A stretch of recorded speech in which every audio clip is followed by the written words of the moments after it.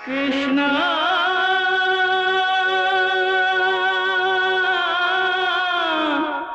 कृष्णा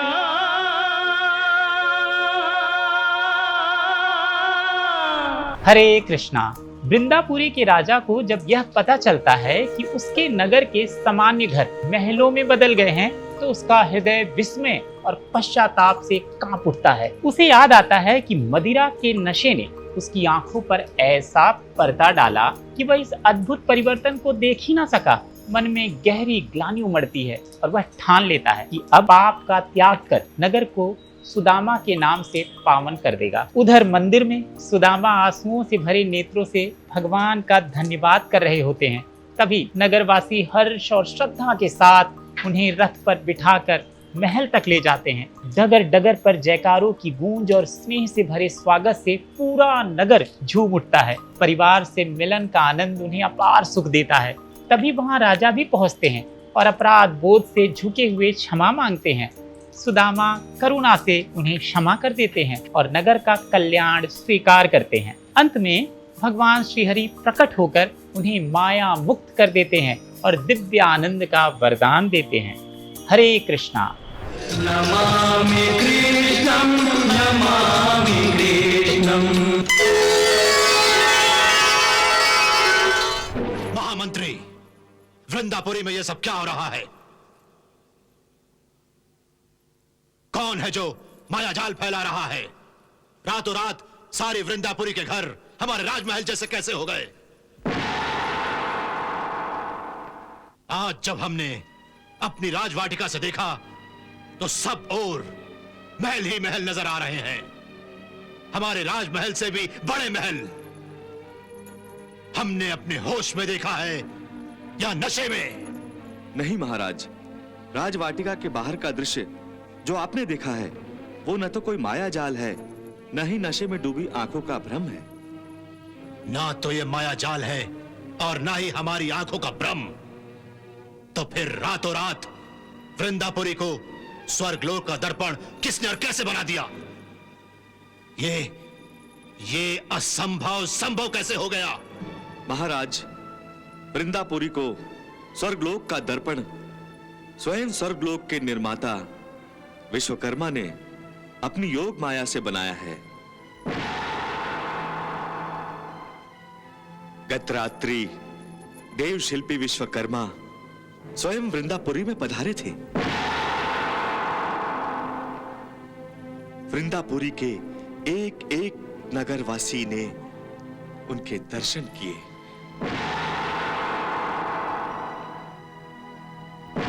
स्वर्ग निर्माता देव शिल्पी विश्वकर्मा स्वयं हमारे राज्य में पधारे थे और किसी ने हमें खबर तक नहीं की।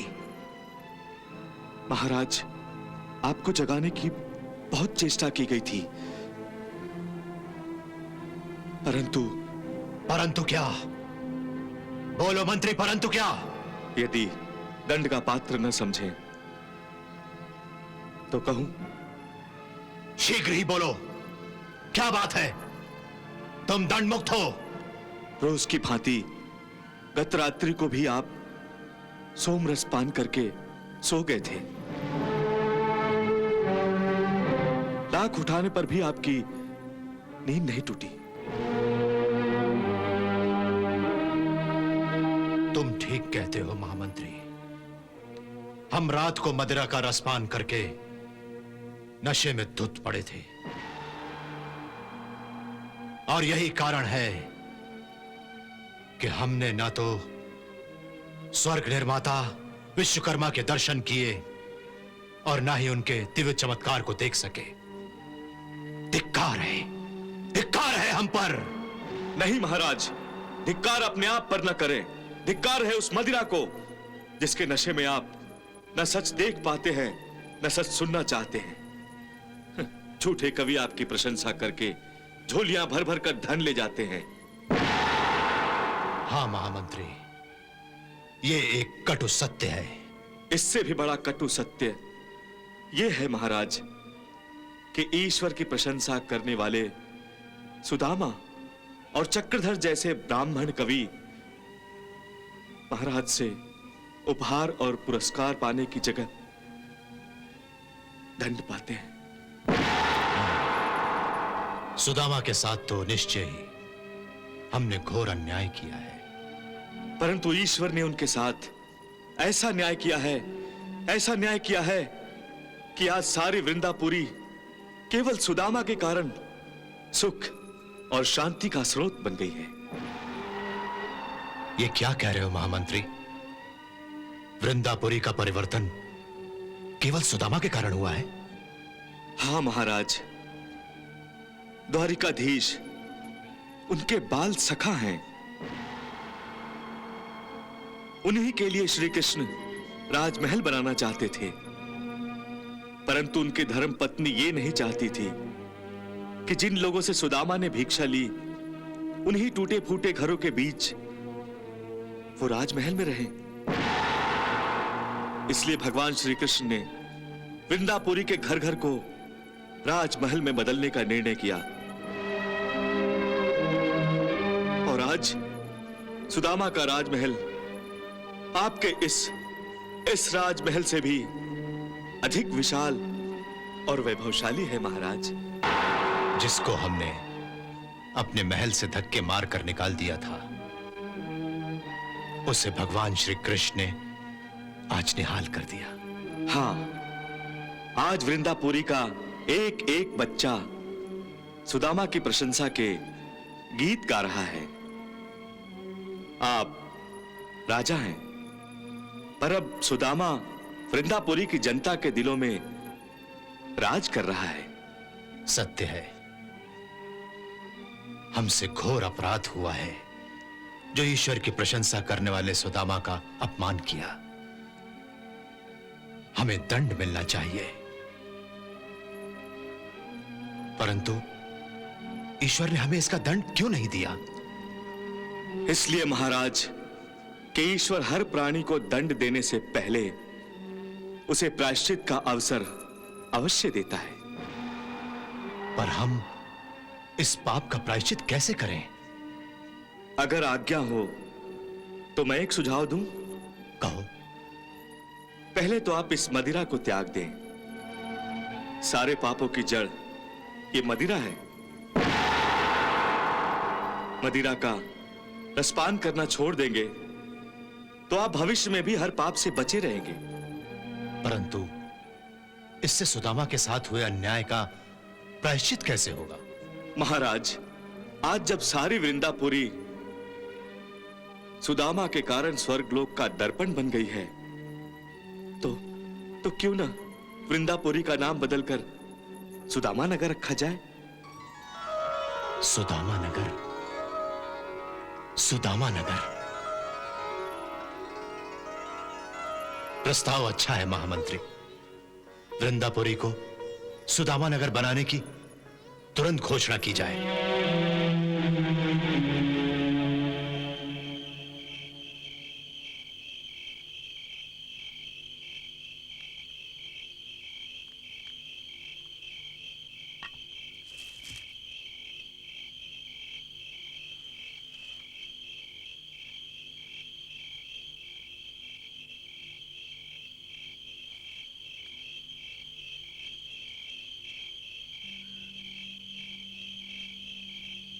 प्रभु, द्वारिका जाते समय मैंने अपने बीवी बच्चे आप ही की शरण में दिए थे। वो सब सकुशल तो है ना प्रभु? मेरी वसुंधरा अच्छी तो है ना भगवान?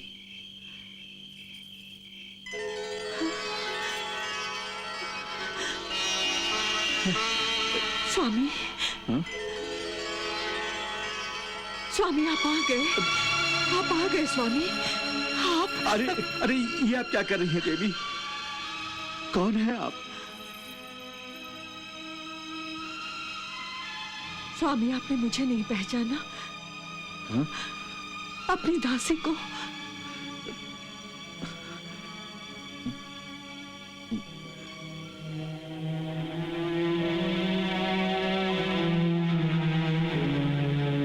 मेरी दासी? आपको अवश्य धोखा हुआ है देवी। धोखा मुझे नहीं, आपको हुआ है।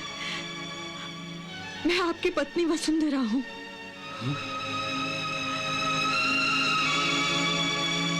वसुंधरा?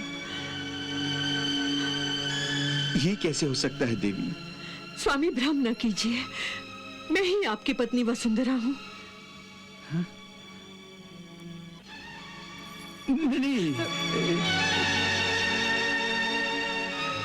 मेरी वसुंधरा ऐसी नहीं हो सकती। हे ईश्वर, अब इन्हें कौन समझाएगा? सुदामा, सुदामा, सुदामा, सुदामा, अरे मेरे मित्र सुदामा, तुम आ गए, तुम आ गए मेरे मित्र।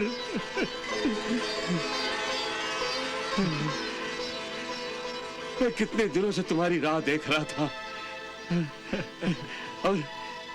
और ये वसुंधरा भाभी भी तुम्हारे लिए कितनी परेशान थी। वसुंधरा भाभी?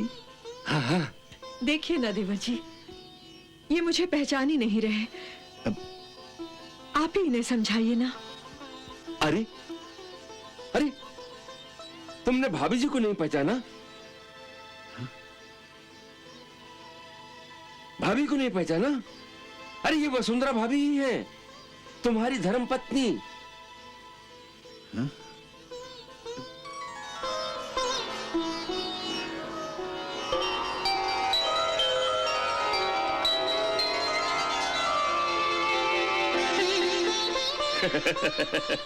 तुम्हें विश्वास नहीं होता ना? नहीं। ये तो सब माता लक्ष्मी का चमत्कार है। उन्होंने स्वयं प्रकट होकर भाभी को चिर यौवना का वरदान दिया है।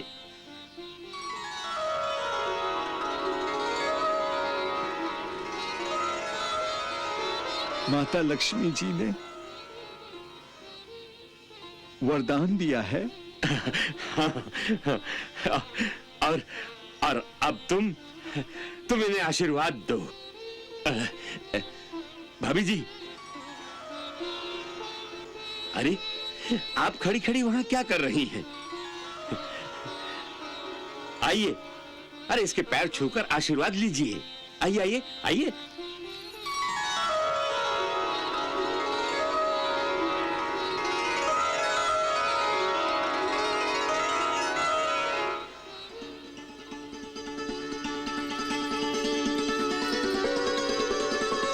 सौभाग्यवती भव।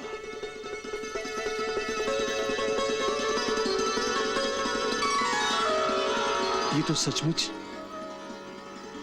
चमत्कार हो गया। अरे अरे, तुम्हारे जाने के बाद यहाँ कैसे कैसे चमत्कार हुए, पूछो मत। अच्छा, और नहीं तो क्या, सबसे पहले यहाँ विश्वकर्मा पधारे।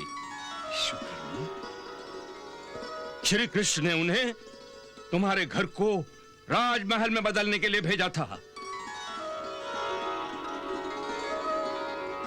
श्री कृष्ण ने? हाँ, पर भाभी जी ने आज्ञा नहीं दी। कहा कि मेरे स्वामी ने इस बस्ती के घर घर जाकर भिक्षा ली है, बड़े उपकार हैं सबके, इसलिए उन सबके घर टूटे फूटे रहें और केवल अपना घर राजमहल बने, यह इन्हें स्वीकार नहीं है।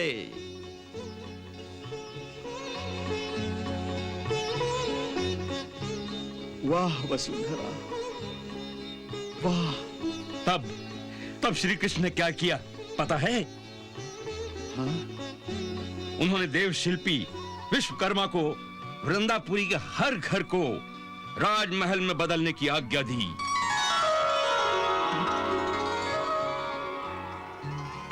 उधर देख, उधर बस्ती की ओर।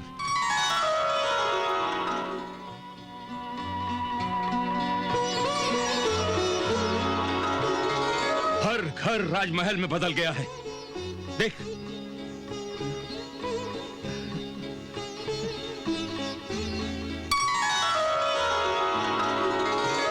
हर घर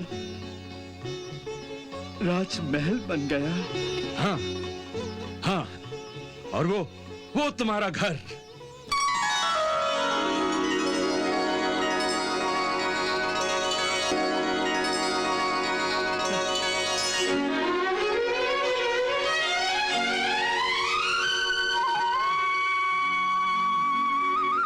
सबसे बड़ा, सबसे वैभवशाली श्री कृष्ण के राजमहल जैसा।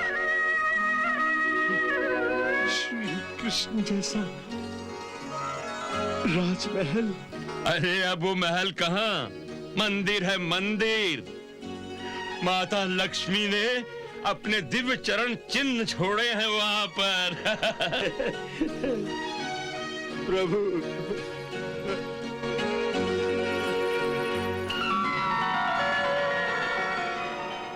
वाह प्रभु वाह, मेरे पीछे आप यहां लीलाएं दिखाते रहे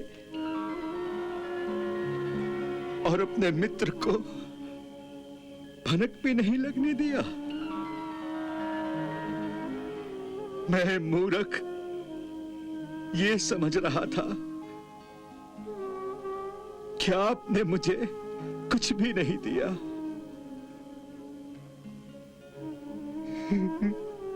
क्षमा करना प्रभु, मुझसे बहुत बड़ी भूल हो गई।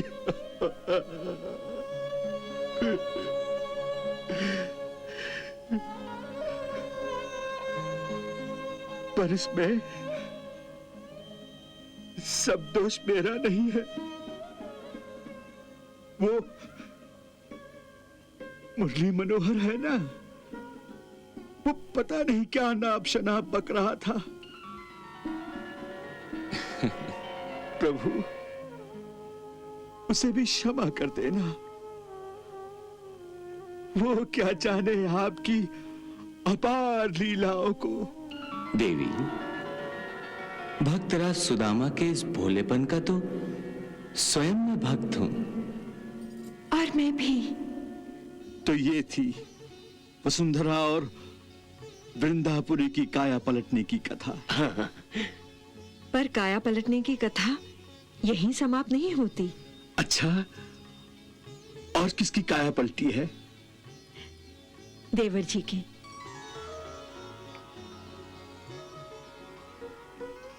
चक्रधर की? चक्रधर जी अब बदल गए हैं। इन्होंने राजा का गुणगान बंद कर दिया है। अच्छा, राजा ने इस पर इन्हें भी वही दंड दिया था जो आपको दिया था। देवर जी भी केवल ईश्वर का ही गुणगान करते हैं। वाह वाह मित्र, वाह वाह मित्र वाह।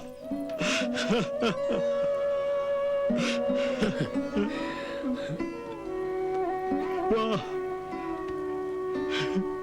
मेरे चक्रधर।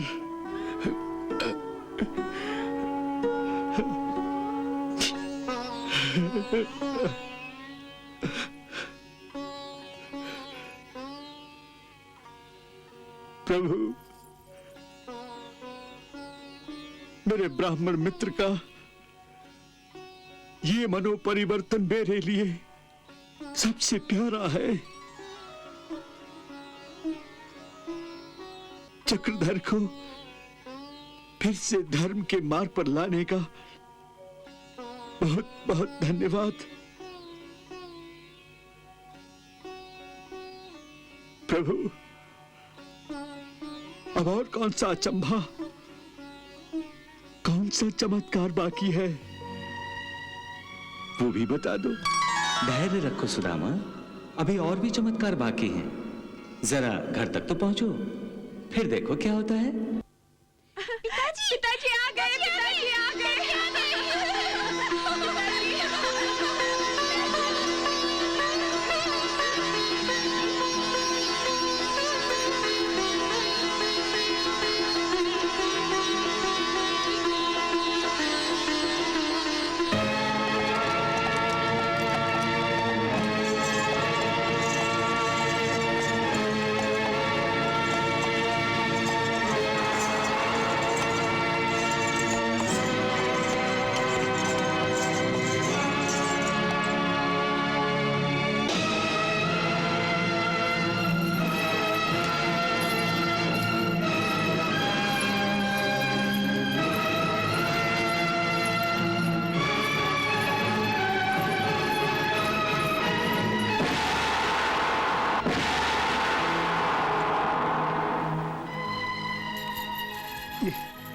क्षमा करें भक्तराज, क्षमा करें।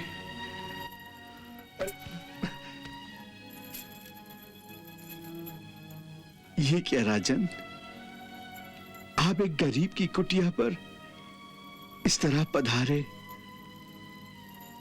और सब नगर जनों के सामने पैर पकड़े, ये आपको शोभा नहीं देता। जिन चरणों की धूली से वृंदापुरी के भाग्य बदल गए, मैं उन्हीं की चरण धूली अपने माथे से लगाकर अपने भाग्य बदलना चाहता हूं। आपके प्रति मैंने जो अन्याय और अत्याचार किया था, उसके लिए मैं क्षमा मांगता हूं। मुझे क्षमा करें। नहीं नहीं राजन, आपको क्षमा मांगने की कोई आवश्यकता नहीं। मैं देख रहा हूं आपके मन में पश्चाताप की अग्नि जल रही है। इस अग्नि में सारे पाप भस्म हो जाते हैं। आओ राजन, आओ।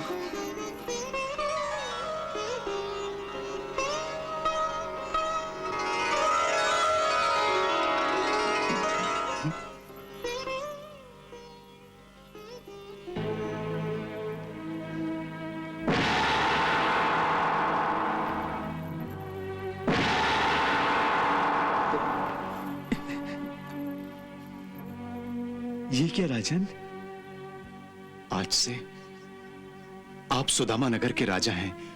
नहीं महाराज, ब्राह्मण का कर्तव्य राज करना नहीं है, बल्कि राजा को धर्म का मार्ग दिखाना है। यदि राजा भूल करे और गलत नीतियों को अपनाए तो उसे रोकना ब्राह्मण का धर्म है। ये राज्य आपका है, राज आप ही करेंगे और धर्म के सिद्धांतों के अनुसार ही करेंगे।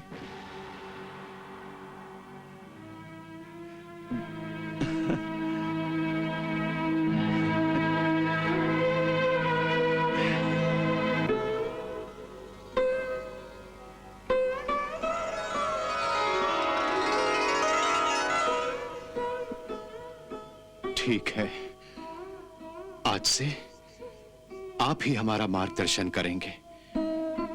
हम आपको आज ही से राजगुरु की पदवी देने की घोषणा करते हैं।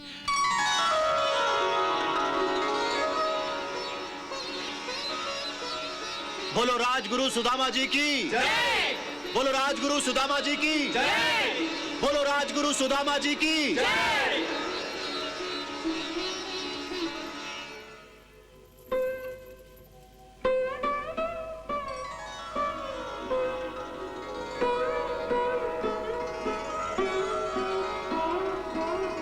उठो राजन, कल्याण हो।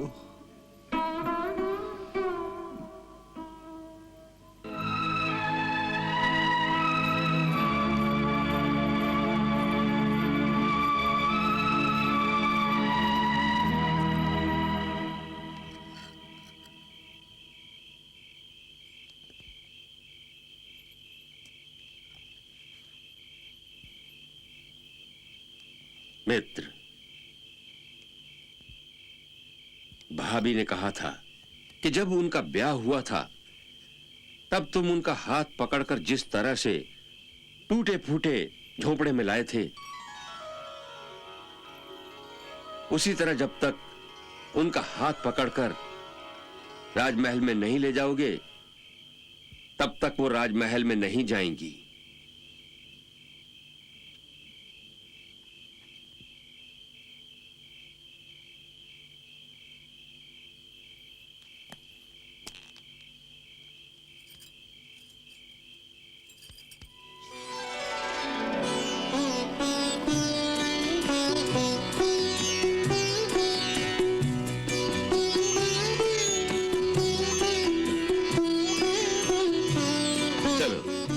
अपने नए घर में चलो।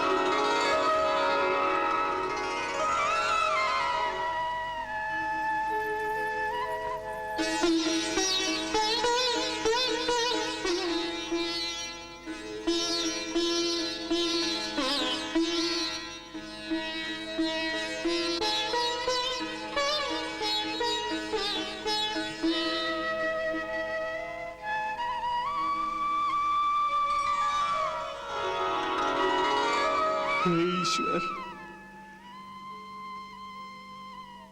हे मेरे संकट मोचन, मुझे दर्शन चाहिए था, दर्शन मिला। वसुंधरा को धन चाहिए था,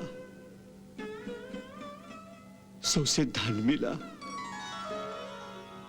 मेरी आपसे सिर्फ एक विनती है,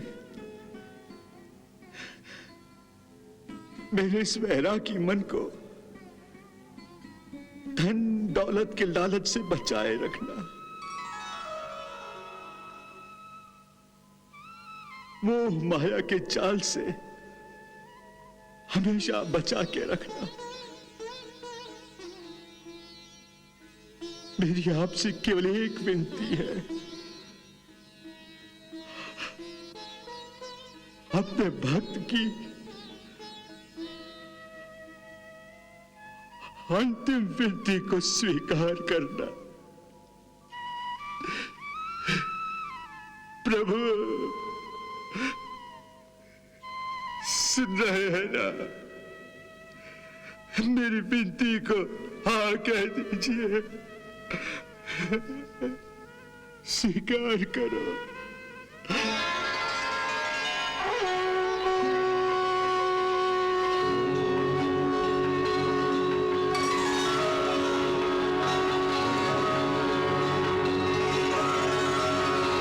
सुदामा, मैं तुम्हें आशीर्वाद देता हूं कि जीवन में कभी भी तुम माया के दास नहीं बनोगे, बल्कि हमेशा माया तुम्हारी दासी बनकर रहेगी, तुम्हारी और तुम्हारे परिवार की सेवा करेगी।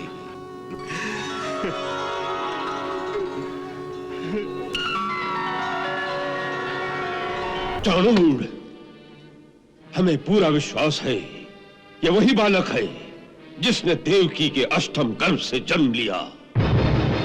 चाणूर, तुम और किसी बालक की ओर ध्यान ही मत दो। यही जिसे लोग नंद का पुत्र समझते हैं, ये वही है जिसकी हमें प्रतीक्षा थी। आप हम में से जिसे आज्ञा देंगे ये काम वही कर देगा। नहीं चाणूर, नहीं। तुम में से कोई भी वहां गया तो गोकुल वालों को सशंकित कर सकता है। अपने मायावी राक्षसों को एक एक करके वहां भेजना चाहिए।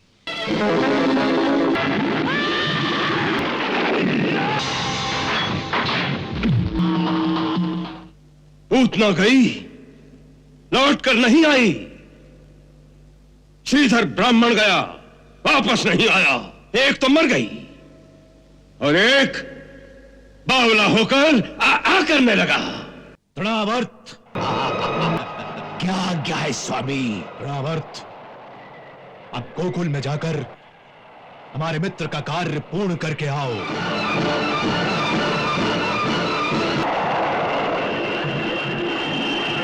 भैया रे भैया, ये बगुला नहीं, ये तो कोई राक्षस है जो बगुला बनकर आया है।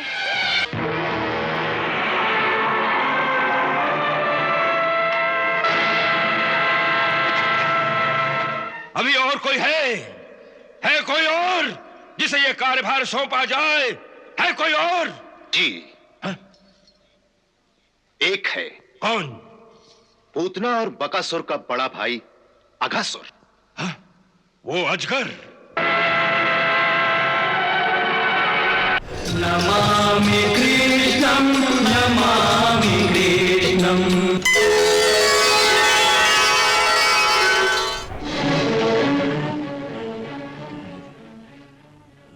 देवकी का 8वां बालक कंस के हाथ नहीं आया तो क्रोध के मारे उसने ये आज्ञा दे दी कि पिछले 2 महीनों में जितने बच्चे पैदा हुए हैं सबको मार दिया जाए। हमारे राज्य में 2 महीने से कम आयु वाला कोई भी बालक जीवित नहीं रहना चाहिए। तो उसके सैनिक निरीह प्रजा पर शिकारी कुत्तों की तरह टूट पड़े।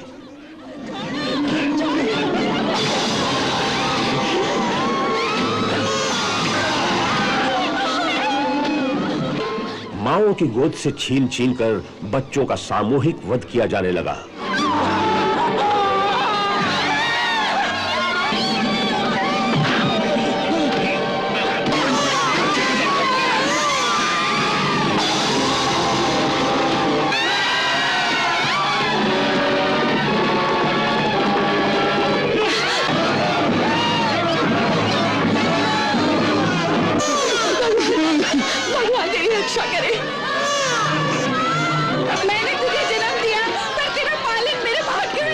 अपने बच्चों को छोटे छोटे लकड़ी और फूस के तख्तों पर रखकर नदी में बहा दिया ताकि वे किसी प्रकार सैनिकों की तलवार से बच जाए।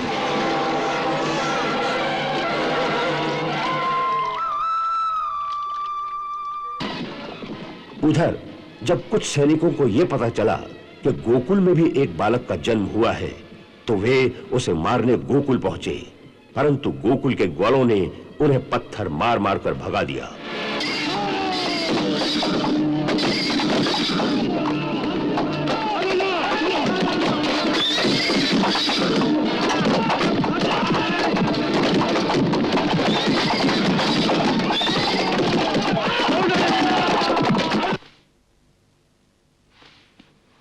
क्या कह रहे हो? सेना को भगा दिया? वो जसोदा काकी के लल्ला को मांग रही थी। क्यों? क्योंकि वो उसका वध करना चाहते थे। लल्ला, वो सैनिक ऐसा क्यों कह रहे थे? क्योंकि उनके राजा ने आज्ञा दी थी कि पिछले 1 महीने में जितने भी बच्चे पैदा हुए हैं सबको मार डाला जाए।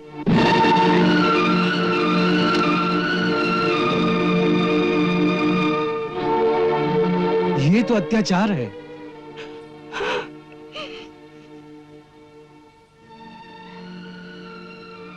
वास्तव में वो देवकी की अष्टम संतान की प्रतीक्षा में था और वहां हुई कन्या, उसने भी पैदा होते ही अष्टभुजा रूप धरकर यही कहा था कि तेरा काल कहीं और जन्म ले चुका है।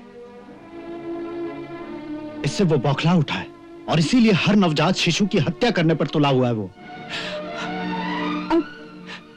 अब हमारे लल्ला पर उसके सैनिकों की दृष्टि पड़ गई है। मुझे और मेरे पुत्र को किसी दूसरे राज्य भेज दीजिए, मैं यहाँ नहीं रहूंगी। जसोदा काकी, इस प्रकार हमारा अपमान मत करो। कंस के हाथ चाहे जितने भी लंबे हों, परंतु हमारे रहते वो हमारे गोकुल के राजकुमार तक नहीं पहुंच सकते। वो सारे गोकुल को उजाड़ देगा। वो परम शक्तिशाली है। नहीं यशोदा, नहीं, वो परम शक्तिशाली नहीं है। एक आतताई शक्तिशाली हो सकता है, परंतु परम शक्तिशाली तो केवल धर्म होता है, और धर्म जिसके साथ है जीत उसी की होती है। कंस के सभासदों का यह अधिकार कब से हो गया कि वो कंस की आज्ञा की अवहेलना कर सके? हाँ?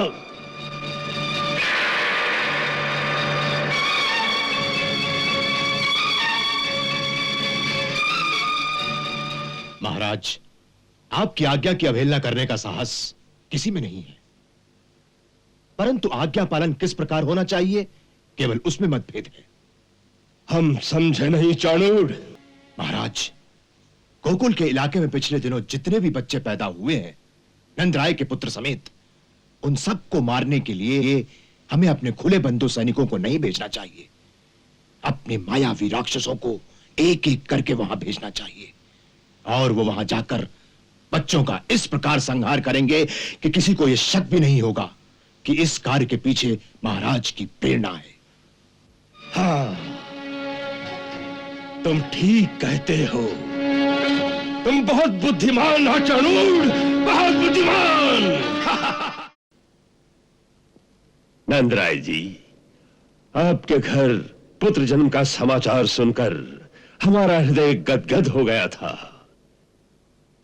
नंदराय जी, बालक का जन्म कब हुआ था?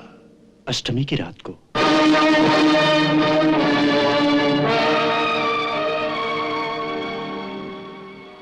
आपको हमारी ओर से बधाई है। इस अनुकंपा के लिए हम आपके आभारी हैं महाराज। अपने बालक के लिए महाराज का आशीर्वाद प्राप्त करने की आशा लेकर ही हम आपकी सेवा में उपस्थित हुए हैं। हाँ।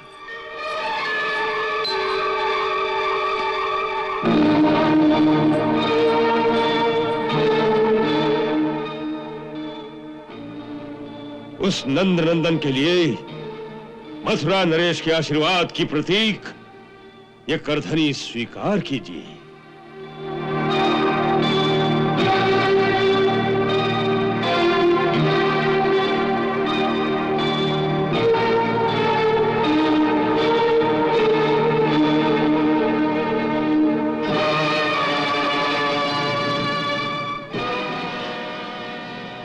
महाराज का हृदय कितना विशाल है। आज आपने अपने सेवक का मान बढ़ा दिया। नहीं नंदराय जी, नहीं। हम अपने सामंतों को सेवक नहीं, अपना साथी समझते हैं। आप विश्राम करें।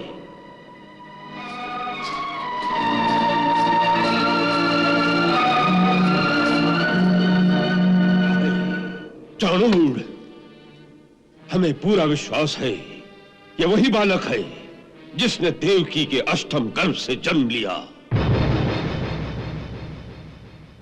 चाणूर, तुम और किसी बालक की ओर ध्यान ही मत दो। यही जिसे लोग नंद का पुत्र समझते हैं, ये वही है जिसकी हमें प्रतीक्षा थी।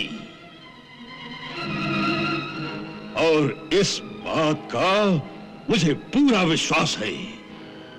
महाराज, यदि यह सत्य है कि यह देवकी की 8वीं संतान है, तो फिर चिंता किस बात की? अब उस अकेले बालक से निपटना कोई बड़ी बात नहीं। आप हम में से जिसे आज्ञा देंगे, ये काम वही कर देगा। नहीं चाणूर, नहीं। तुम में से कोई भी वहां गया तो गोकुल वालों को सशंकित कर सकता है। हमारे विचार में तो इस समय केवल एक ही है जिसके द्वारा यह कार्य आसानी से हो सकता है। कौन? पूतना। हाँ, पूतना, बकासुर की बहन पूतना। महर्षि दुर्वासा की कृपा से वो बहुत सी मायावी विद्याएं जानती है। वो इच्छाधारी है, आकाश मार्ग से जा सकती है, मनवांछित कोई भी रूप धारण कर सकती है। गोकुल में उसे कोई भी नहीं पहचानेगा।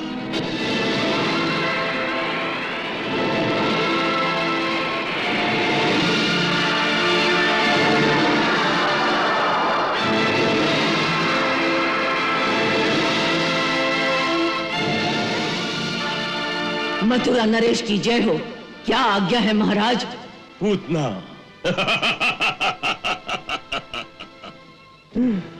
पूतना, तुमने हमें अपना भाई स्वीकार किया है। आज हमें तुम्हारी सहायता की आवश्यकता है।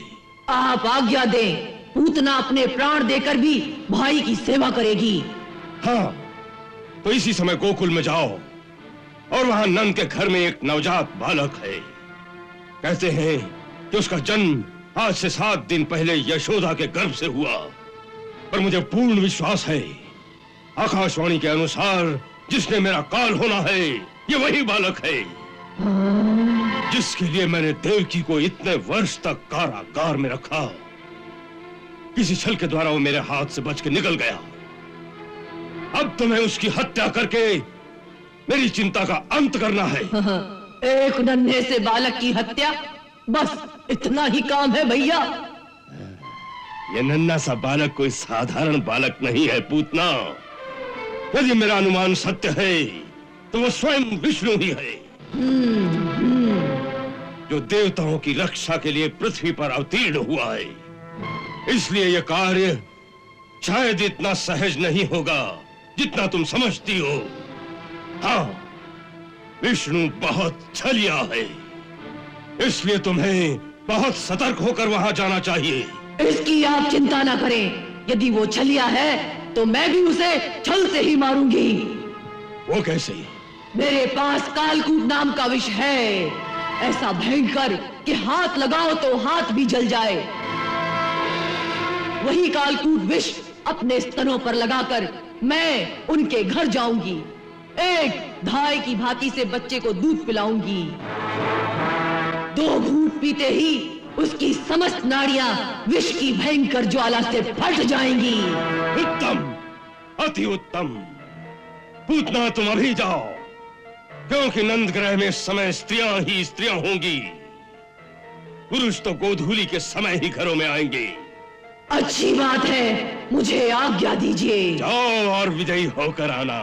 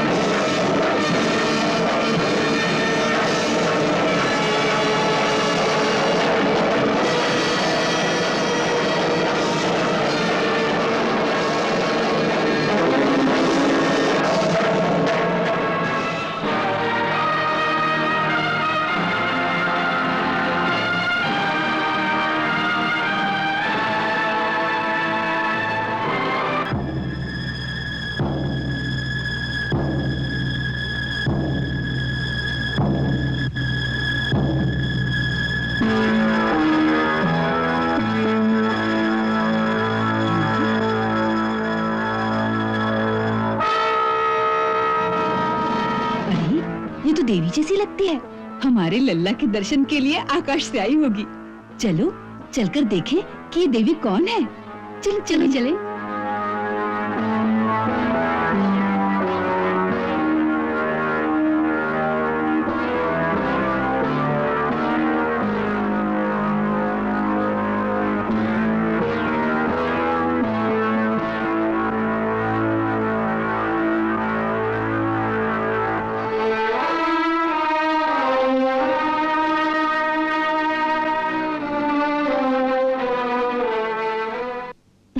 देवी, आप कौन हैं? कहां से पधारी हैं? और यहाँ आने का क्या प्रयोजन है? मैं आपकी क्या सेवा कर सकती हूँ? नंदरानी, मेरा प्रयोजन तो केवल आपके लल्ला के दर्शन करना है। मैं मथुरा की रहने वाली हूँ। मेरे पति एक श्रेष्ठ विद्वान और परम सिद्ध ब्राह्मण हैं। उन्होंने दिव्य दृष्टि से देखकर मुझे ही बतलाया कि नंद राय के घर में एक महान आत्मा ने पुत्र के रूप में जन्म लिया है, जिसका दर्शन बड़ा ही मंगलकारी है। इसीलिए मैं तेरे द्वार पर आई हूं। स्वागत है। आसन पर विराजिए। धन्यवाद।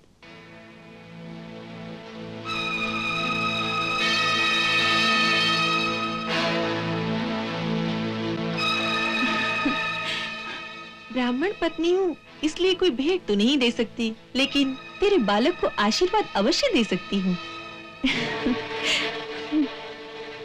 मेरे तपस्वी पति की सहायता और कृपा से मुझे 2 सिद्धियां प्राप्त हैं। इनमें से एक तो ये है कि मेरा आशीर्वाद कभी निष्फल नहीं हो सकता। ला, इसे मेरी गोद में दे दे, मैं इसे लंबी आयु का वरदान दे दूंगी।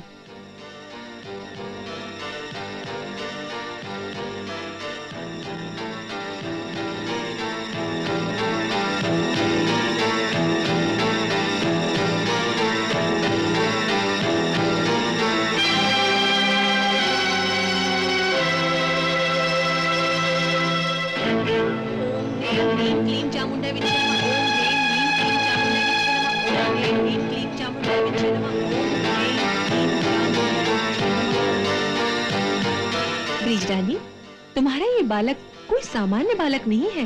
ये तो कोई अद्भुत जीव दिखाई पड़ता है, जैसे देवलोक से आया हो। यशोदा रानी, मैं एक और रहस्य की बात बताती हूँ। मैंने कहा था ना कि मुझे 2 सिद्धियां प्राप्त है। उनमें से दूसरी ये है कि मेरे स्तनों से निरंतर अमृत रस झरता रहता है, जिसके पीने से तेरा पुत्र अमर हो जाएगा। अतः मैं इसकी धाय बनकर इसे अपना दूध पिला देती हूँ।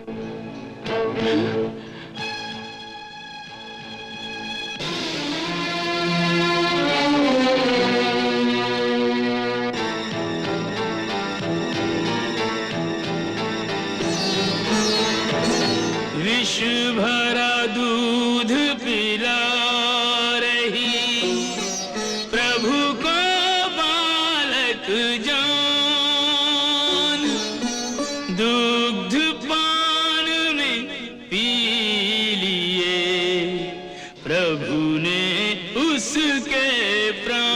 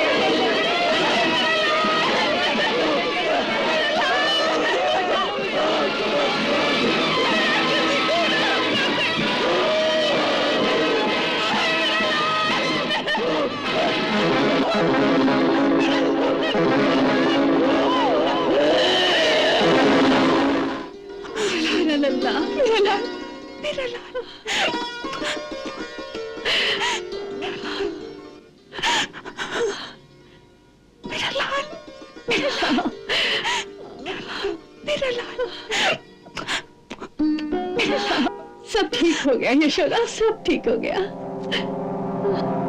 अरे यशोदा, होश में आओ यशोदा। मेरा लाल कहाँ गया? वो राक्षसी मेरा लाल ले गई। मेरा लाल। यशोदा, होश में आओ। मुझे लाल के पास जाना है। तुम्हारा लल्ला यही है। देखो तुम्हारा लल्ला।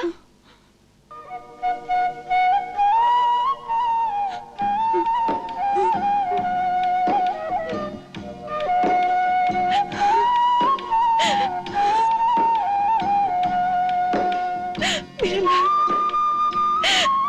मेरा लाल, कहाँ चला गया था तू? मेरे लाल, तुझे कुछ हुआ तो नहीं ना? चोट तो नहीं आई ना मेरे लाल? कुछ हुआ तो नहीं ना? वो राक्षसी कहाँ है? वो तो मर गई।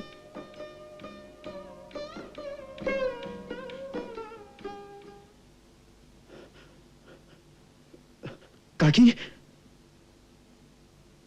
काकी, ये जो गांव में मैंने सुना, क्या वो सब सच है? बिल्कुल सत्य है। सर्वप्रथम अपने पुत्र के हाथों बहुत सा दान कराओ। नंदराय जी, कोई बड़ा ग्रह टल गया है। फिर कुलगुरु शांडिल्य से कहकर कोई विशेष पूजा कराओ। ऐसी विकराल राक्षसी के हाथों बच जाना कोई दैवी चमत्कार ही है। अवश्य, अवश्य, ये गुरुदेव का आशीर्वाद ही है। लला तो ठीक है ना? हाँ नंदराय जी, बिल्कुल सुरक्षित है, पूर्णतया स्वस्थ।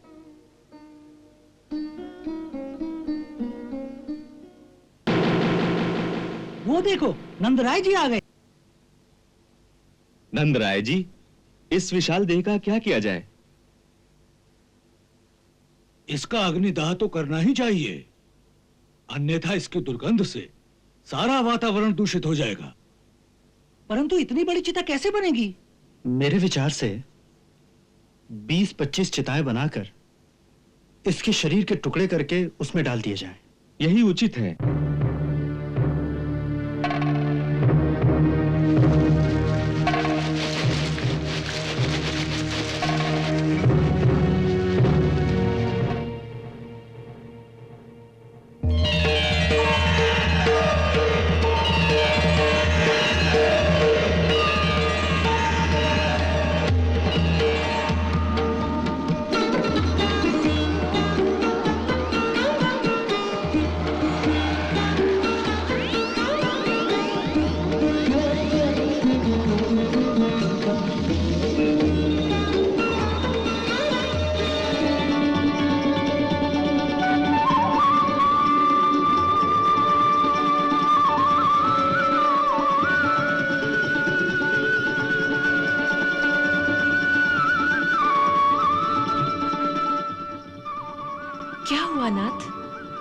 माता आ रही है, उनका स्वागत करना है।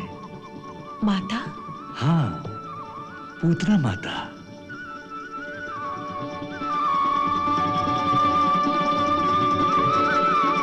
मुझे दूध पिलाकर उन्होंने मातृपद प्राप्त कर लिया है। हमने तो उसके पिछले जन्म में ही उसकी मातृ भावना को स्वीकार कर लिया था। पिछले जन्म में? हाँ, पिछले जन्म में। कब? हमारे वामन अवतार के समय। उस जन्म में ये दैत्यों के राजा बलि की पुत्री रत्नमाला थी। जब हम वामन के रूप में उनकी यक्षशाला में पधारे तो उन्हें हमारा रूप अति प्रिय लगा और मातृत्व की भावना जगी। उन्होंने इच्छा की, इसे देखकर जी चाहता है इसे पुत्र की भांति हृदय से लगाकर अपना स्तन पान कराऊं। हमने उस बालिका के हृदय में एक सुंदर कोमल भावना को देखकर मनी मन उस प्रस्ताव को स्वीकार कर लिया और कहा, तथास्तु। और जब हमने बलि से प्रतिज्ञा करा के अपना त्रिविक्रम रूप धारण किया और उसका सब कुछ छीन लिया तो रत्नमाला को हम पर बहुत क्रोध आया और उसके मन में दूसरा शत्रुता का भाव उठा। यदि ऐसा छलिया मेरा पुत्र हो तो उसे मैं दूध में मिलाकर विष दे दूंगी। हमने उसकी वो इच्छा भी स्वीकार कर ली, सो इस जन्म में एक साथ उसकी दोनों इच्छाएं पूरी हो गई। हमें विष भी दे दिया और अपना दूध भी पिला दिया।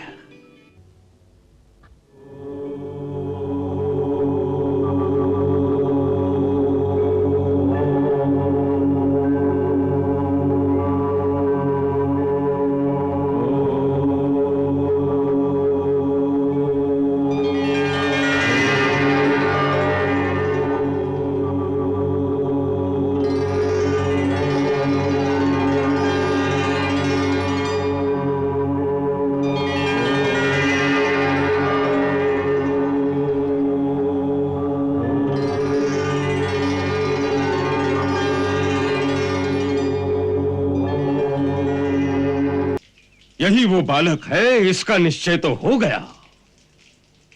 अब कौन उसकी जीवन लीला समाप्त करेगा, इसका निश्चय करो। कल प्रातः तक किसी ऐसे व्यक्ति को हमारे सामने उपस्थित करो जो यह कार्य कर सके। उसके लिए वो जो भी पारितोषिक मांगेगा उसे हम दे देंगे, समझे? जी महाराज।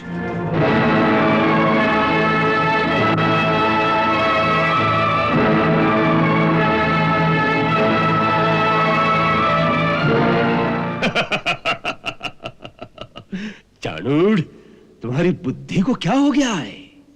तुम जानते हो कि हमें जिस शत्रु का नाश करना है वो कोई साधारण जीव नहीं है। उसके लिए किसी शक्तिशाली दैत्य को भेजो। इस बेचारे ब्राह्मण से क्या होगा? क्षमा करें महाराज, ब्राह्मण बेचारा नहीं होता। आप ब्राह्मण की शक्ति का अनुभव नहीं कर सकते। ब्राह्मण विद्वान हो तो उसे ऐसे ऐसे मंत्रों का ज्ञान होता है जिसके उच्चारण मात्र से ही वो बड़ी से बड़ी मायावी शक्ति को परास्त कर सकता है। और यदि उसमें मेरी तरह तंत्र को भी सिद्ध किया हो तो बड़ी से बड़ी मायावी शक्ति से भी टक्कर ले सकता है। तो तुम्हारा कहना है कि तुमने मंत्र तंत्र दोनों ही सिद्ध कर रखे हैं? जी महाराज। इससे पहले तुमने हमें कभी अपनी शक्तियों के बारे में नहीं बताया। इससे पहले इसकी आवश्यकता नहीं थी। महाबली चाणूर हमारी शक्ति को जानते हैं। आज उन्होंने बताया कि महाराज को हमारी आवश्यकता है। यह काम इतना सहज नहीं है ब्राह्मण। ब्राह्मण के लिए ही सहज है, क्योंकि नंद जैसे आस्तिक के घर में जो स्वागत एक ब्राह्मण का हो सकता है वो आपके किसी मायावी का नहीं। तुम हमारे काम के व्यक्ति हो। हाँ, कहो कहो, यह कार्य कब सिद्ध करोगे? हाँ? कल ही। कल ही?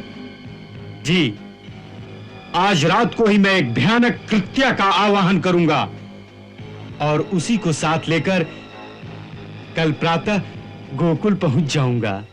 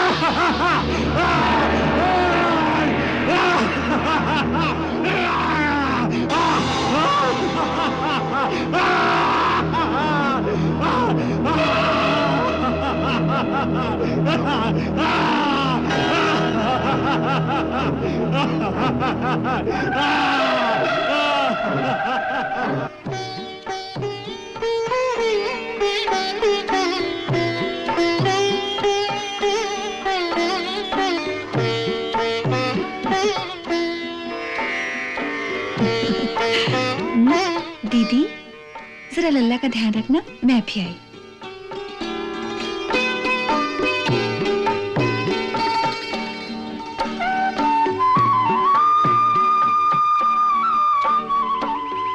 और हाँ, किसी भी अपरिचित व्यक्ति को घर में ना आने देना, स्त्री हो या पुरुष, कोई भी हो। जी।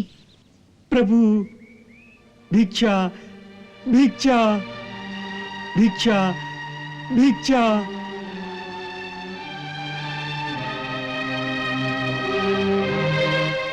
प्रभु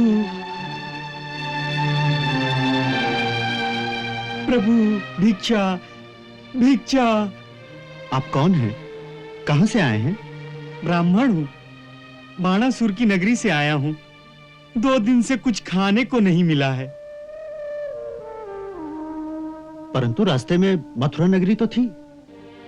हाँ, पर उस महानगरी में कंस के भय के मारे ब्राह्मण और गौ का सत्कार कोई नहीं करता। वह अधर्म की नगरी हो गई है। यमुना पार करके इस पवित्र गोकुल धाम में सर्वप्रथम आपके ही द्वार पे आया हूं।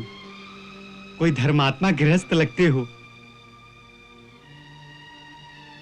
आज हमारे एकादशी व्रत का पारायण यदि आपके घर में हो जाए तो ब्राह्मण आशीर्वाद देगा। यदि पुत्रहीन हो तो पुत्रवान हो जाओगे, और यदि पुत्रवान हो तो पुत्र चिरंजीवी हो जाएगा। ऐसा ही आशीर्वाद हमारे लाल को दीजिए ब्राह्मण देवता। हाँ देवता, यदि आपका आशीर्वाद हमारे लल्ला को मिल जाए तो अहो भाग्य। यशोदा, इन्हें भीतर ले जाओ और अच्छी तरह भोजन करा के इन्हें तृप्त कर दो। जी। परंतु रसोई शुद्ध होनी चाहिए। अवश्य। आप आइए, मैं अपने हाथों से रसोई घर को धोकर आपके लिए शुद्ध और पवित्र भोजन तैयार करती हूँ। आइए आइए, आपकी इच्छा अनुसार ही भोजन की व्यवस्था हो जाएगी। और यशोदा जी, भोजन के पश्चात इन्हें दक्षिणा भी देना। जी, आप गोष्ठ में जाइए, मैं इनकी सेवा करती हूँ। अच्छी बात है।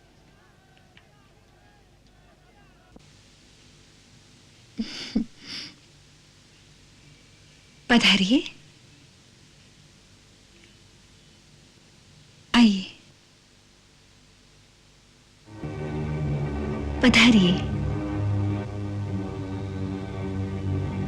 आइए। प्रणाम ब्राह्मण देव। दीर्घायु भव।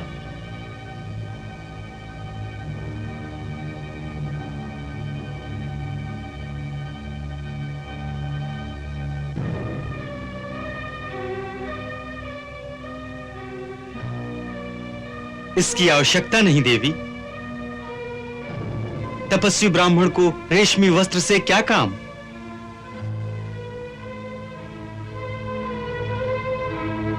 ओम नमः शिवाय। ओम। मैं अभी आपकी प्रसाद की व्यवस्था करती हूँ। आओ दीदी, इनका उपवास है। रसोई घर को धोकर इनके लिए भोजन तैयार करना होगा। चलो। ओम नमः शिवाय। ओम नमः शिवाय। भैया, हाँ भैया, इसका क्या करें? हाँ, आप बताओ भैया। पूतना तो नकली ब्राह्मणी बनकर आई थी, उसके साथ जो किया वो उचित था, परंतु ये तो सचमुच ब्राह्मण है, भले ही भ्रष्ट ब्राह्मण है। हाँ है तो। इसे मारने से तो ब्रह्म हत्या लगेगी। तो क्या करेंगे भैया? इसको अपंग बना देंगे। चामुंडाय विच्चे, ओम चामुंडाय विच्चे, ओम चामुंडाय विच्चे, ओम चामुंडाय विच्चे, ओम रीम क्लीम आ, ओम रीम क्लीम, ओम चामुंडाय विच्चे, ओम चामुंडाय विच्चे, ओम रीम, ओम चामुंडाय विच्चे, ओम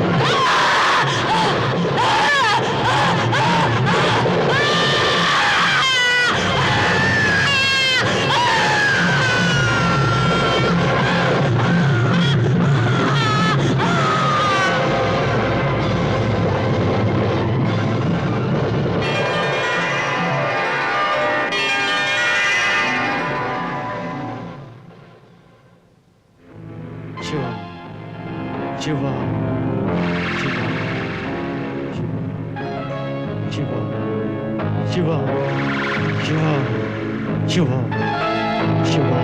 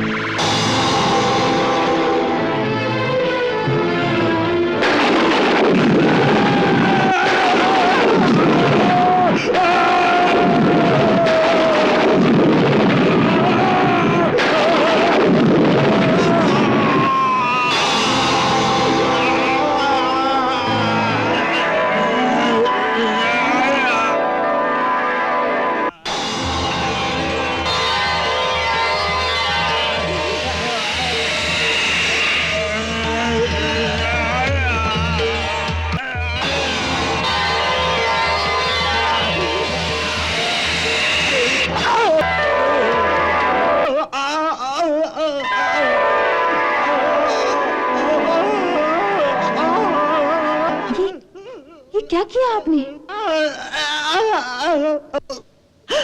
अरे अरे ये तो कोई चोर है। यशोदा देखो देखो, भगवान जी का हाथ चुरा कर जा रहा था। इसी भागदौड़ में गिर गया होगा। छी छी ब्राह्मण देवता, ऐसा नीच काम क्यों किया? चोर चोर चोर तो क्या हुआ? ब्राह्मण बनकर चोरी करने आया था। भगवान जी के गले से हाथ चुरा कर ले जा रहा था। अरे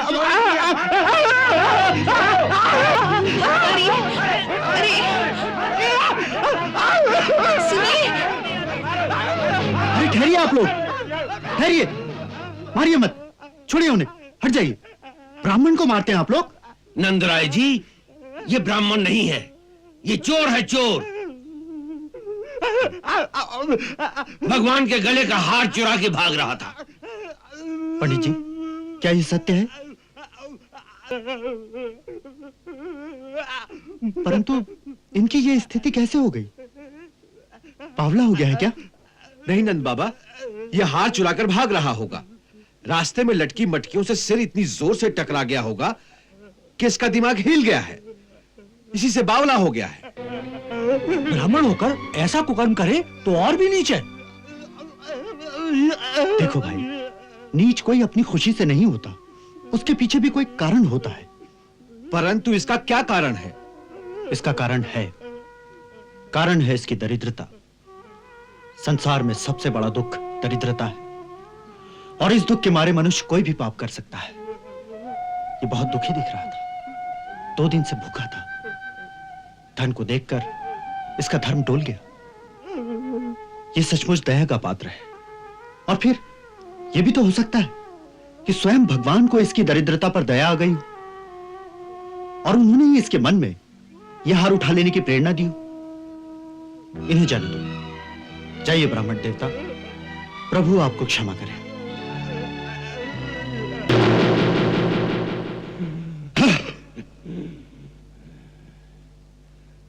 पूतना गई, लौट कर नहीं आई।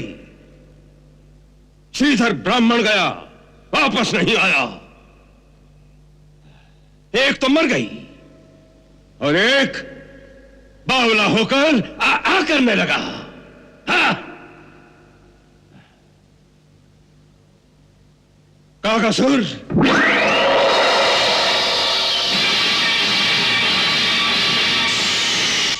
आज्ञा महाराज।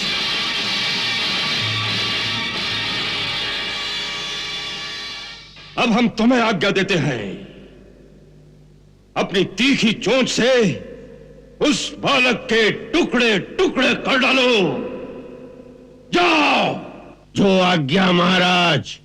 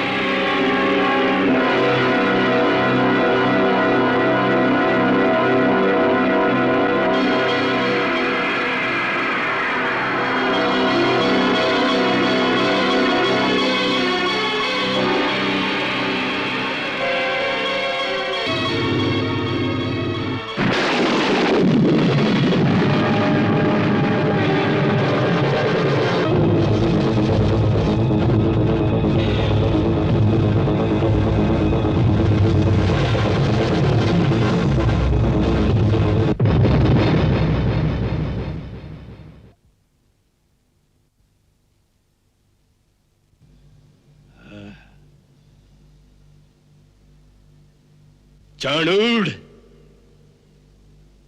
इसके श्वासों की गिनती भी पूरी हो गई। हाँ? हाँ। एक से एक बड़ा योद्धा, एक से एक बड़ा मायावी, सब मिलकर उस नन्हे से बालक का बाल भी बांका नहीं कर सके।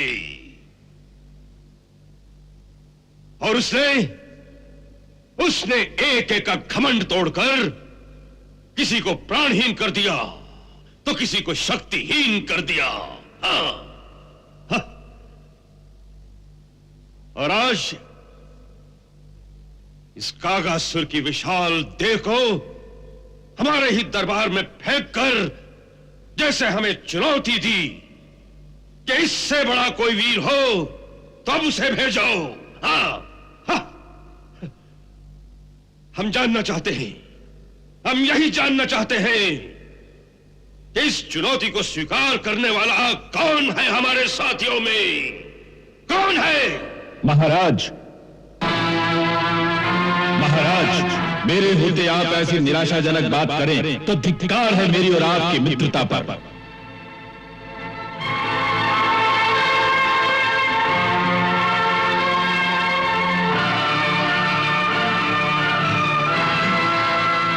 उत्कच। हाँ महाराज, उत्कच आपका मित्र।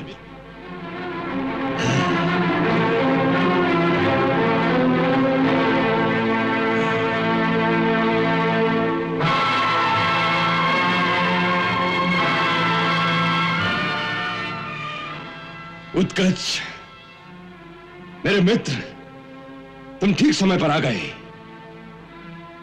मैं सचमुच निराश होने लगा था। मुझे तो यही खेद है मित्र कि इससे पहले आपने मुझे क्यों न बुला लिया। आपको आंखों से मेरा शरीर दिखाई नहीं देता, इसका यह अर्थ तो नहीं होना चाहिए कि आपका मन भी मुझे भुला दे। क्षमा करना मित्र, मैं अपनी चिंता में सचमुच ही तुम्हें भूल गया था। परंतु मैं नहीं भूला कि कंस जैसे परम प्रतापी योद्धा ने कभी मुझे मित्र की पदवी प्रदान की थी। सो आज उसी मित्रता को निभाने आया। मैं आपकी समस्या जानता और वचन देता कि आपका शत्रु कल प्रातः सूर्य नहीं देखेगा। हाँ, यदि आपकी ऐसी इच्छा हो तो उसे जीवित ही लाकर आपके चरणों में डाल दो।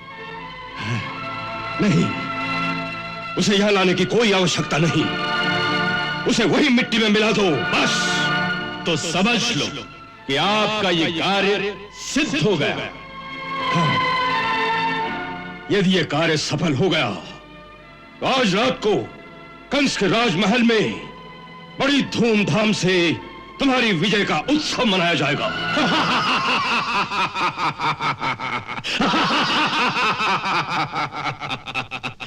ये यदि का शब्द मेरी शब्दावली में नहीं है। मैं दैत्यराज हिरण्याक्ष का पुत्र उत्कर्ष सबके सामने प्रतिज्ञा करता हूं कि आज ही सूर्यास्त से पहले आपके शत्रु का अंत कर दूंगा। आप उत्सव की तैयारी करें। अवश्य।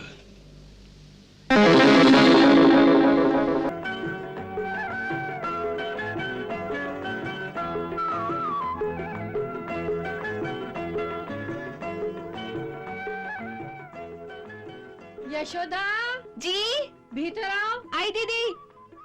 निर्मला, मीना। क्या है दीदी? देखो, इसका ध्यान रखना, डोरी को धीरे धीरे हिलाना। मैं अंदर जाती हूँ, घर में बहुत काम है। अच्छा जी।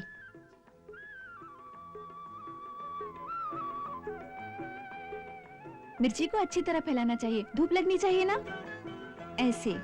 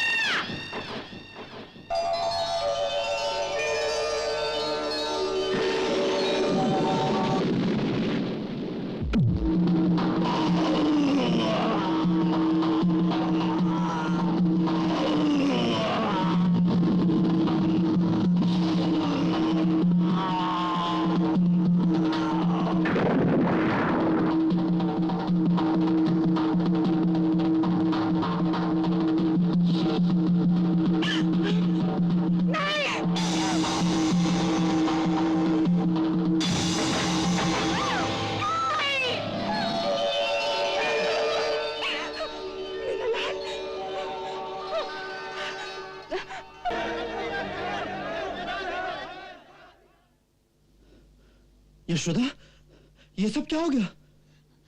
क्या हुआ? क्या हुआ यशोदा? ये छकड़ा कैसे उल्टा हुआ? पता नहीं, हम तो लल्ला को झुला रहे थे। सहसा ही एक चर्र की भयानक ध्वनि हुई और ये शकट आकाश की ओर उछला, फिर गिरकर टूट गया। परंतु इसे ऊपर उछाला किसने? लल्ला ने। लल्ला ने? तेरी बुद्धि तो ठिकाने है? मैं सत्य कहती हूँ, मैंने यही देखा कि लल्ला ने पैर का अंगूठा लगाया और ये शकट ऊपर उछल गया।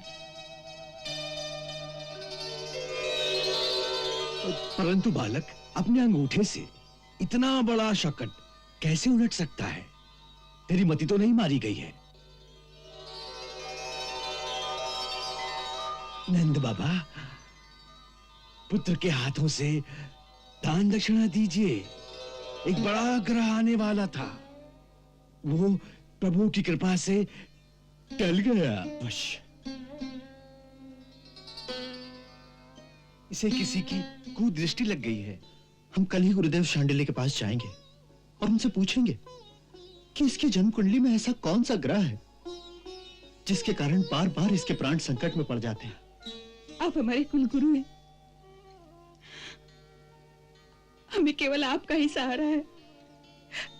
आप ही हमारी सुरक्षा कर सकते हैं। मुझे विश्वास है कि किसी भूत प्रेत की छाया हमारे घर पर पड़ी है, जिससे ये सब उत्पात हो रहे हैं। एक दुखियारी माता की प्रार्थना स्वीकार कीजिए और मेरे लाल की सुरक्षा के लिए इसकी पूजा करा दीजिए।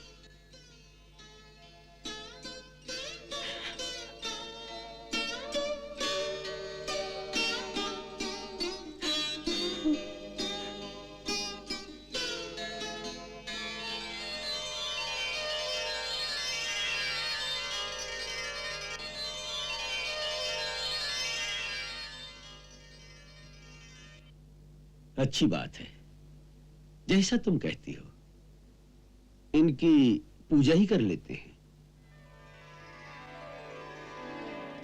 हमारे अहो भाग्य।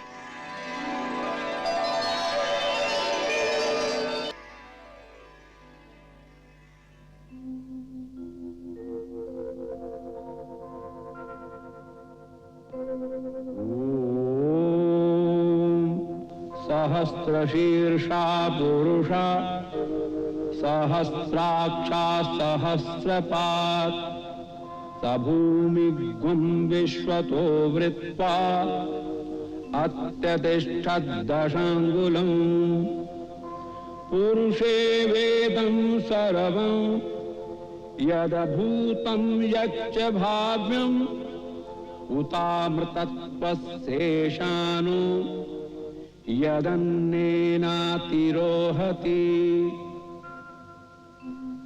एतावानस्य महिमातो जायांश्च पूरुषाः पादोस्य विश्वभूतानि त्रिपादस्य अमृतं दिवि त्रिपादूर्ध्व उदयत् पुरुषाः पादोस्येहा भवत् पुनः तस्माद् जायत विराजो अधिपुरुषः।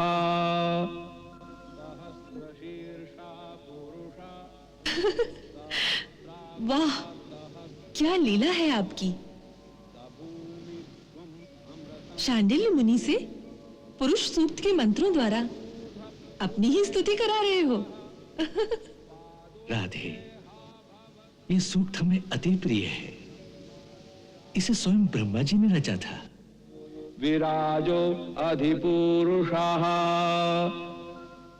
चाक्षुष मनवंतर में जिन दैत्यराज हिरण्याक्ष का उद्धार करने और पृथ्वी को समुद्र से निकालने के लिए हमने वारा रूप धारण किया था, ये उत्कच उसी हिरण्याक्ष का बड़ा लाडला पुत्र था। उसे अपनी विशाल देह पर बड़ा अभिमान था और ऋषियों के आश्रमों में बड़ा उत्पात मचाया करता था। एक दिन महर्षि लोमश के आश्रम में उसने अपने शरीर की रगड़ से सारे वृक्ष गिरा दिए।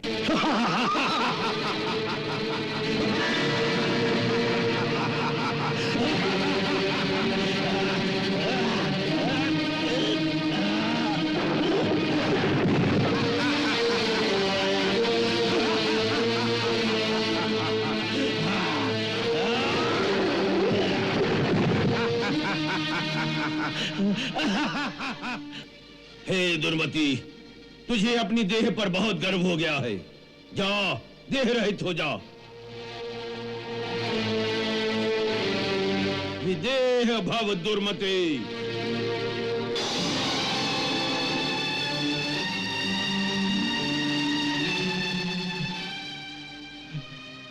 ये क्या हो गया? क्षमा क्षमा महर्षि, मुझसे अपराध हो गया। मुझे क्षमा कर दीजिए महर्षि, मेरा अपराध क्षमा करें, मेरा उद्धार कीजिए। क्षमा क्षमा कीजिए महाराज। मूर्ख बालक, मेरा श्राप तो अमोघ है, टल नहीं सकता। परंतु तूने उद्धार की प्रार्थना की है, सो उद्धार तेरा अवश्य होगा। अब तू इस वायु शरीर के साथ ही विवस्थ मनवंतर के 28वें द्वापर युग तक भटकता रहेगा। उस समय स्वयं भगवान श्री कृष्ण के चरण स्पर्श से तेरा पूर्ण उद्धार हो जाएगा।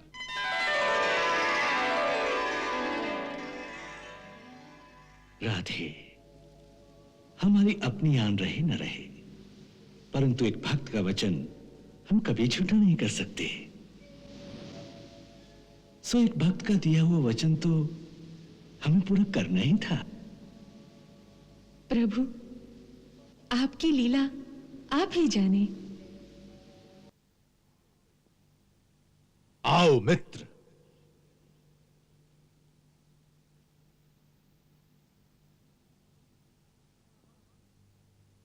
तृणावर्त।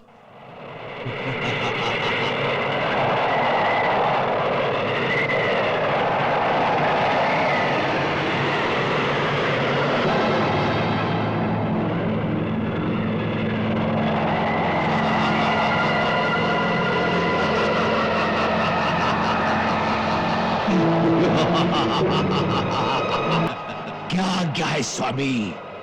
तृणावर्त, तनिक हमारे मित्र को भी दिखाओ, तुम क्या कर सकते हो। जो आज्ञा स्वामी।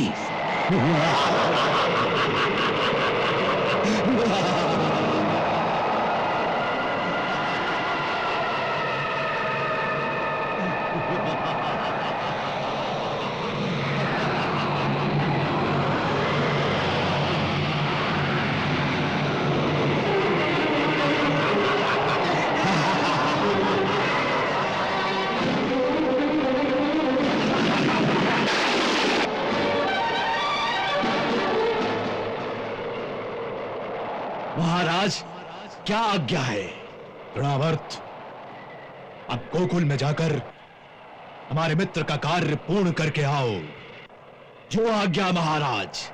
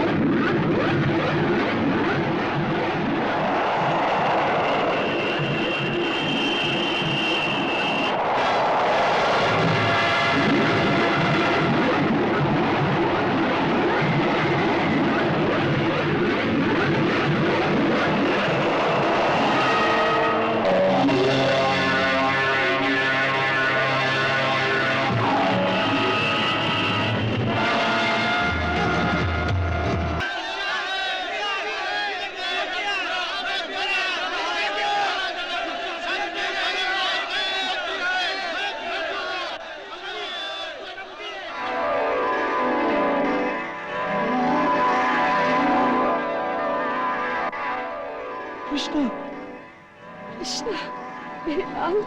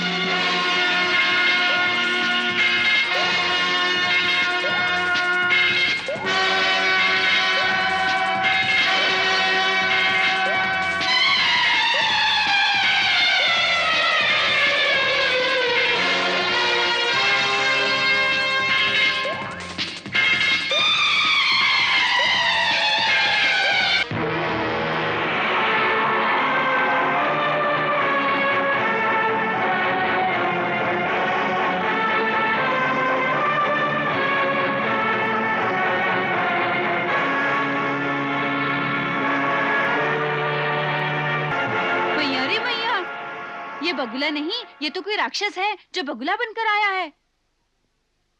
भागो रे भागो, नहीं तो ये सबको खा जाएगा। चलो चलो भागो। अरे गोकुल के वीरों, इस प्रकार कायरों की भांति कहाँ भाग रहे हो? तनिक ठहरो, मैं देखता हूँ ये कैसा बगुला है। कहाँ जा रहे हो कान्हा? ये बगुला नहीं, कोई भूत प्रेत है। छोड़ मनसुखा, मुझे जाने दे। नहीं नहीं, यदि तुम्हें कुछ हो गया तो तुम्हारी सेना का क्या होगा? चल भाग चले यहाँ से। यदि हम भाग गए तो वो हमारे बछड़ों को खा जाएगा। इनकी रक्षा तो भगवान करेंगे। जो भगवान उनकी रक्षा करेगा वो मेरी भी करेगा। मैं अपने गईये बछड़ों को संकट में छोड़कर नहीं जा सकता। मत जाओ कृष्ण, ठहरो, जाने दो इसे। मैं कहता हूँ इसे कुछ नहीं होगा, जाने दो इसे। जाओ कृष्ण, तनिक देखो कौन है ये। अच्छा दाऊ भैया।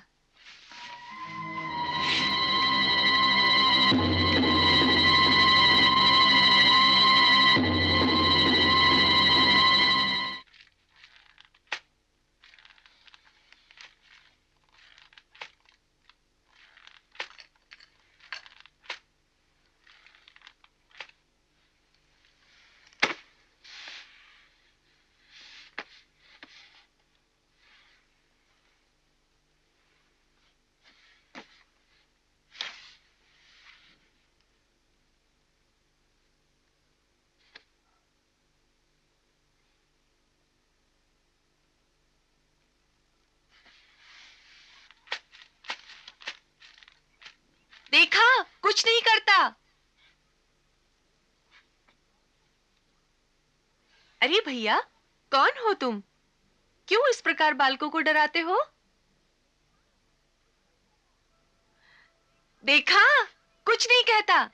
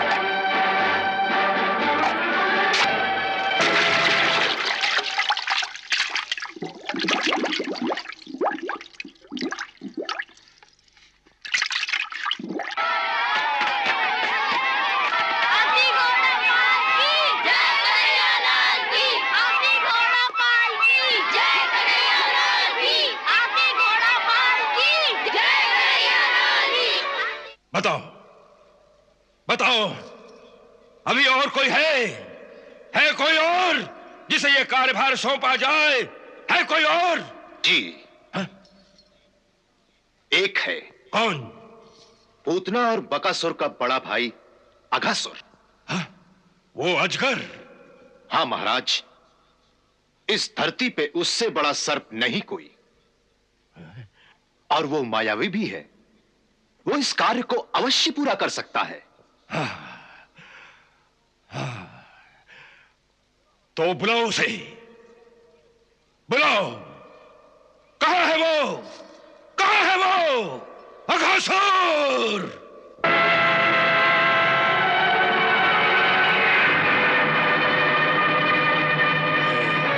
महाराज, मैंने अपने भाई की मृत्यु का समाचार सुन लिया है। मेरे अंदर इस समय प्रतिशोध की ज्वालाएं भड़क रही हैं। मुझे आज्ञा दीजिए कि मैं उस बालक का भक्षण करके अपनी बहन और भाई की मृत्यु का बदला ले लूं।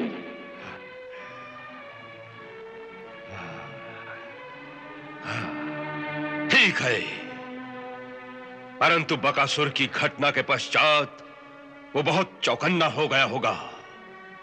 आसानी से तुम्हारे मुंह के सामने नहीं आएगा और तुम इतनी बड़ी काया लेकर उसके पीछे भाग नहीं सकोगी। वो आप मुझ पर छोड़ दीजिए, मुझे भागना नहीं पड़ेगा। वो स्वयं मेरे मुंह में चला आएगा। आपके सामने अपना लघु शरीर लेकर आया हूं। मेरा शरीर तो इससे कई गुना अधिक विशाल है महाराज। जाओ जाओ अघासुर, जाओ, विजयी हो, विजयी हो, जाओ।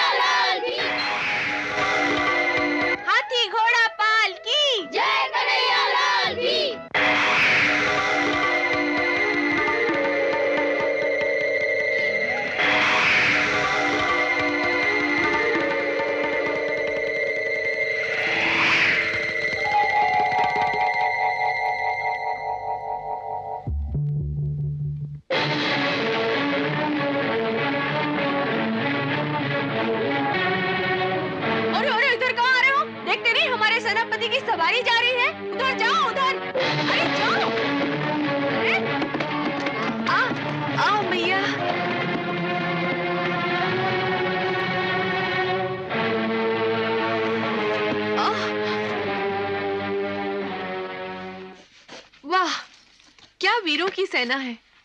दो बछड़ों से डर के अपने सेनापति को भी फेंक कर भाग गए। वाह वाह, जो अपने सेनापति की रक्षा नहीं कर सकते उनकी रक्षा कौन करेगा? उनके सेनापति। अरे भाई, हमारा तो सब कुछ तू ही है। सोते जागते हमारा मन तो केवल तेरे ही चिंतन में खोया रहता है। श्रीदामा मनसुखा, छोटेपन से ही ऐसी चिकनी चुपड़ी बातें करके सारा काम मेरे से ही कराते आए हो। यहाँ तक कि तुम्हारे लिए मैंने चोरियां भी की।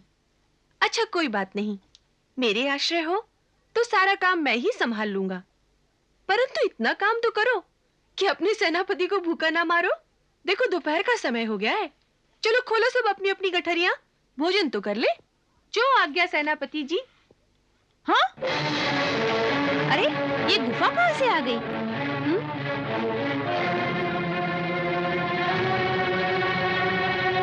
चलो चलकर देखें।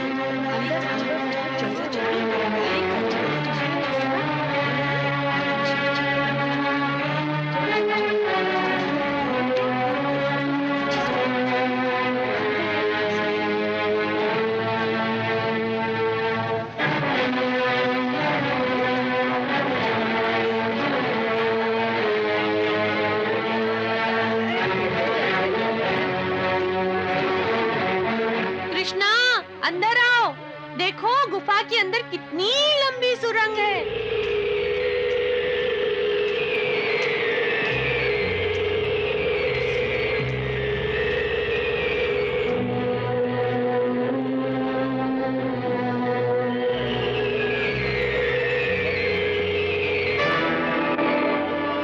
देखो कान्हा, कितनी ठंड है यहाँ। आज से हम यहीं भोजन किया करेंगे।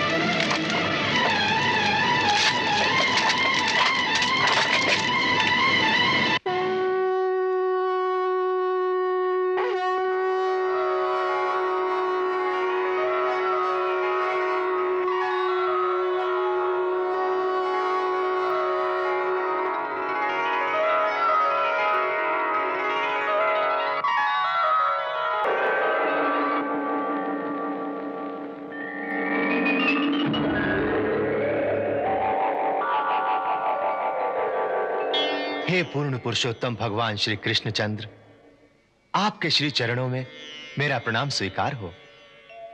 हे दीन बंधु, मैं अधिदैत्य शंखासुर का पुत्र था। कामदेव के समान मुझे अपनी शरीर की सुंदरता का बड़ा ही अहंकार था। एक दिन वन में मैंने महर्षि अष्टावक्र को देखा।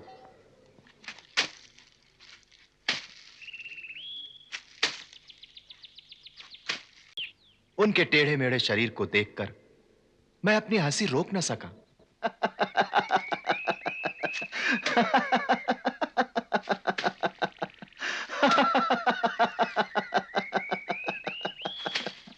क्या सुंदर चाल है। आपकी ऐसी सुंदर चाल को देखकर तो स्वर्ग की अप्सराएं भी लजा जाती होंगी।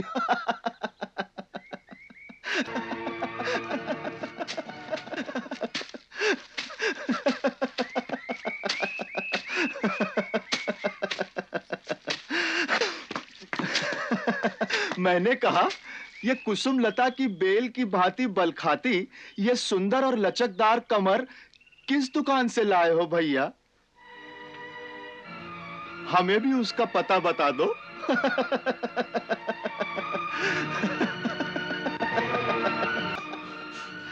तुम्हें वहां का पता चाहिए? वो दुकान है भगवान की। भगवान की दुकान से ये मुझे शरीर मिला है।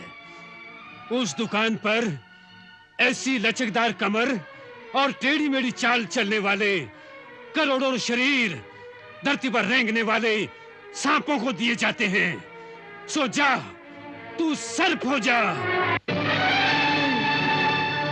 वहां तुझे अष्टावक्र तो क्या, शतवक्र शरीर प्राप्त हो जाएगा।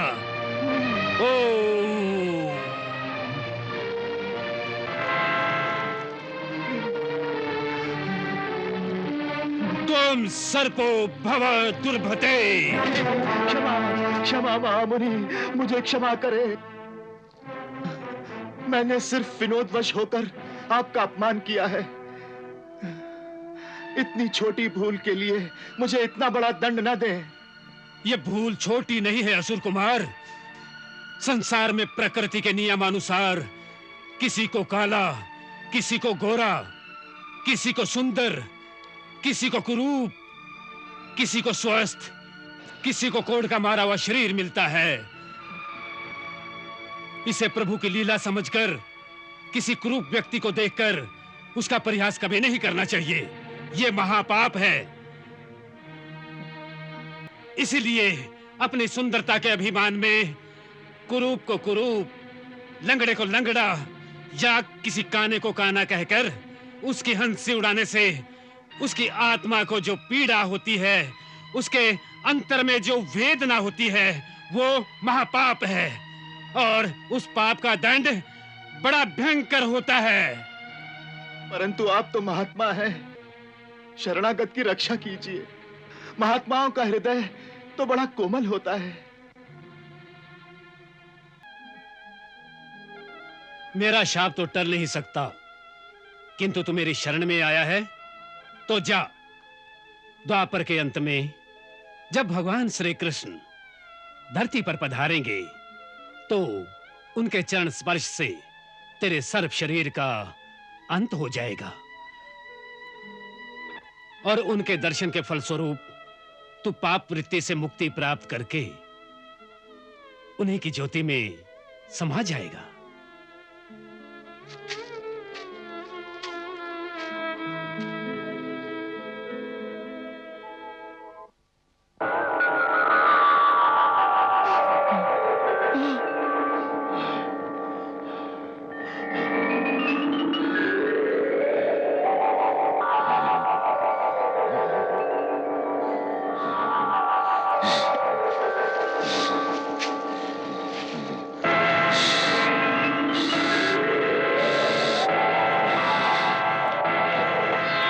मुनि का वचन सत्य हो गया।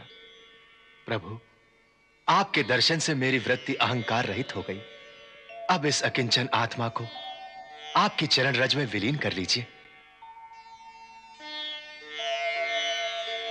समस्त प्राणियों का शरीर अहंकार से निर्मित एक बुलबुले की भांति होता है, जिसमें मेरा प्रतिबिंब ही जीवात्मा कहलाता है। जब अहंकार का नाश होने से बुलबुला फूट जाता है, तब वो प्रतिबिंब वापस अपने बिंब में विलीन हो जाता है। इसी को मुक्ति कहते हैं। मेरे ही संकल्प से समस्त प्राणी मुझसे ही उत्पन्न होते हैं और अंततः मुझ में ही समा जाते हैं। अतः तथास्तु।